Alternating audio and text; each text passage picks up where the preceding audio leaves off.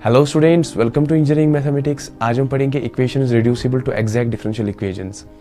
उससे पहले अगर आपको मेरे वीडियोस पसंद आते हैं तो प्लीज़ लाइक करना, कमेंट करना, अपने फ्रेंड्स में शेयर करना और इस चैनल को सब्सक्राइब करना।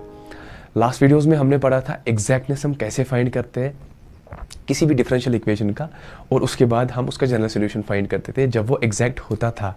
ठीक है, आज हम पढ़ेंगे डिफरेंशियल इक्वेशन जो कि एग्जैक्ट ना हो, तो हम कोशिश करेंगे उन डिफरेंशियल इक्वेशंस को एग्जैक्ट बनाना, उसके बाद हम उनका जनरल सोल्यूशन फाइंड कर पाएंगे। हमारा पहला एग्जांपल है, आपको मैं बता देता हूं। y dx minus x dy is equal to 0। ये एक डिफरेंशियल इक्वेशन है। अगर मुझे इसका जनरल सोल्यूशन फाइंड करना है, उससे पहले मैं क्या करूंगा, इसका एग्जैक्टनेस फाइंड करूंगा। वो कैसे फाइंड करूंगा, del m divided by del y should be equal to del n divided by del x। अगर हम यहाँ पे देखें, del m divided by del y जो है, आपको पता है ये कितना आएगा 1, और यहाँ पे del n divided by del x, n हमारा है माइनस x, तो वो आ जाएगा -1। इसका मतलब है del m divided by del y is not equal to del n divided by del x। So the given differential equation is not exact.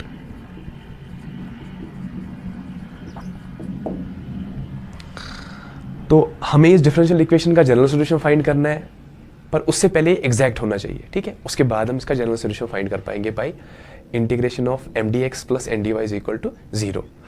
तो इस differential equation, non exact differential equation को exact बनाने के लिए हमारे पास एक special type of factor होता है कॉल्ड इंटीग्रेटिंग फैक्टर। उसको हम मल्टीप्लाई करते हैं इस डिफरेंशियल इक्वेशन के साथ, और ये जो नॉन एग्जैक्ट डिफरेंशियल इक्वेशन है ये एग्जैक्ट बन जाता है। मतलब del m divided by del y is equal to del n divided by del x हो जाता है। ठीक है, तो अब हम देखेंगे इंटीग्रेटिंग फैक्टर क्या होता है। It's a function of either x और y और बोथ। ठीक है, या तो x का होता है फंक्शन, या y का फंक्शन है, या दोनों x एंड y का फंक्शन है। इस क्वेश्चन में हम देखें ये नॉन एग्जैक्ट है। अब मैं इसको एग्जैक्ट बनाने की कोशिश करूंगा। उसके लिए मैं क्या करूंगा, इंटीग्रेटिंग फैक्टर आपको मैंने बताया, उसको मैं मल्टीप्लाई करूंगा इस इक्वेशन से, और ये जो इक्वेशन है ये एग्जैक्ट बनेगी। ठीक है, अब मुझे चूज करना है इंटीग्रेटिंग फैक्टर।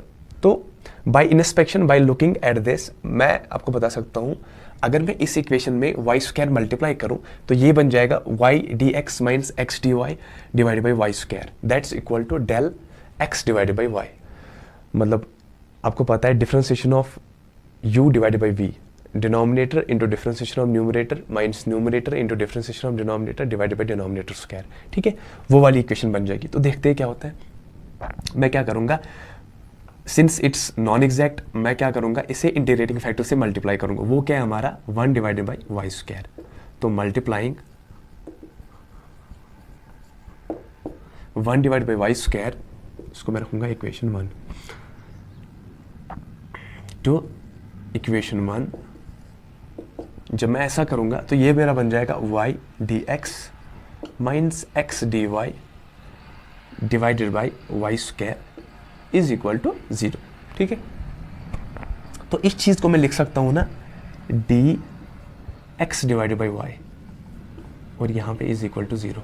अब आप बोलोगे कैसे आएगा, आपको मैंने पहले ही बताया, it's differentiation of u divided by v। आपको पता है u divide by v rule क्या होता है, जब हम डिफरेंशिएशन करते हैं दो फंक्शंस का जो आपस में डिवाइड में हो, that's equal to denominator into differentiation of numerator minus numerator into differentiation of denominator divided by denominator square.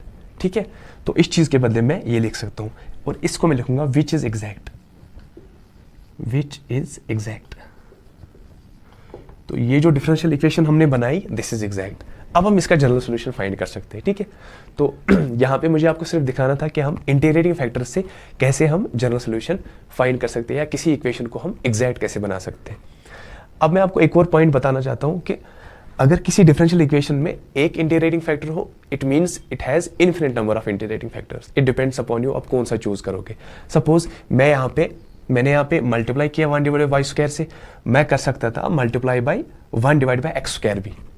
अगर हम वो करेंगे तो ये क्या बन जाएगा, यहाँ पे मैं लिखूंगा 1 डिवाइड बाई एक्स स्क्वायर।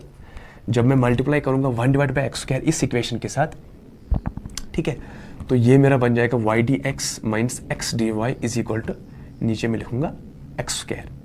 ठीक है, तो ये हमारा सेकेंड इंटीग्रेटिंग फैक्टर है। देखते हैं इसे क्या बनेगा। मैं इसको लिख सकता हूँ ना बाई एक्स और ऊपर लिख सकता हूँ वाई। देखो जब मैं ऐसा करूंगा ये मेरा बन जाएगा numerator into differentiation of denominator divided by denominator square. फिर मैं इंटरचेंज करूंगा साइन, यहाँ पे माइनस आ जाएगा, वो यहाँ पे आ जाएगा, माइनस 0 इज 0, तो कोई फर्क नहीं पड़ेगा। तो ये चीज़ जो है बराबर ये बन जाएगा। So D upon Y divide by X is equal to Y D X minus X D Y divide by X square. और ये जो नई डिफरेंशियल इक्वेशन बनी है this is exact, definitely this is exact. तो हमारे पास दो इंटीग्रेटिंग फैक्टर्स आ गए। एक तो आ गया हमारे पास 1 डिवाइड बाई एक्स स्क्वायर, पहले तो आया था 1 डिवाइड बाई वाई स्क्वायर, फिर आया 1 डिवाइड बाई एक्स स्क्वायर। एक और भी बना सकते हैं, अगर मैं इस इक्वेशन को मल्टीप्लाई करूं by 1 divide by X Y, 1 divide by X Y, ठीक है। तो देखते हैं क्या होता है, multiplying by 1 divide by X Y. जब मैं ऐसा करूंगा तो यहाँ पे आ जाएगा 1 डिवाइड बाई एक्स वाई, ठीक है। जब मैंने 1 divide by X Y multiply किया तो इस चीज़ को मैं लिख सकता हूँ Y D X upon X Y. Split करेंगे हम इसको, X D Y upon X Y is equal to 0। X और एक्स कट, वाई और वाई कट, ये बन जाएगा मेरा डी एक्स अपॉन वाई, लिखता हूँ मैं D X upon Y minus ये बन जाएगा D Y upon Y is equal to 0। और इस चीज़ को मैं यहाँ पे लिख सकता हूँ ना D of log y minus log x is equal to 0, ठीक है। इस चीज़ के बदले, क्योंकि डिफरेंशिएशन ऑफ log y होता है 1 डिवाइड बाई y, ठीक है। आया समझ में? यहाँ पे x कट नहीं हो जाएगा, यहाँ पे y कट हो जाएगा और यहाँ पे x आ जाएगा, सॉरी, ठीक है। तो डिफरेंशिएशन ऑफ log y कितना हो जाता है 1 डिवाइड बाई, यहाँ पे आ जाएगा log x और यहाँ पे आ जाएगा log y। Differentiation of log x 1 divide by x और differentiation of log y is equal to 1 divide by y। मतलब इसके बदले में ये लिख सकता हूँ। So this is our final differential equation and it's also exact. आप इसका एग्जैक्टनेस आराम से चेक कर सकते हो, इट विल बी एग्जैक्ट।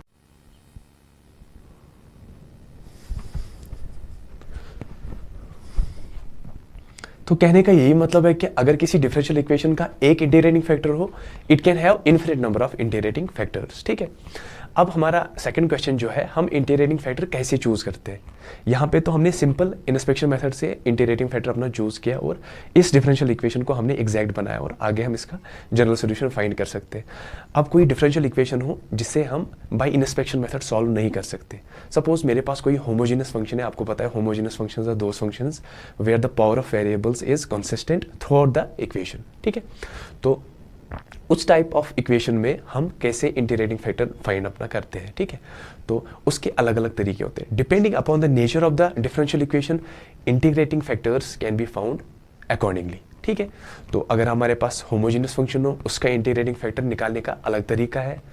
अगर हमारे पास इस टाइप की इक्वेशन हो, इसका इंटीग्रेटिंग फैक्टर हम इंस्पेक्शन के थ्रू निकाल सकते हैं। इसके अलावा 4 और तरीके हैं हम इंटीग्रेटिंग फैक्टर्स कैसे निकालते हैं depending upon the nature of the equations. वो मैं आपको पहले आगे पढ़ाऊंगा। नेक्स्ट वीडियो में हम पढ़ेंगे how to find integrating factor by inspection, by looking at the equation and deciding what should we multiply to the equation so that it becomes exact. तो आई होप आपको समझ आया होगा। Thank you.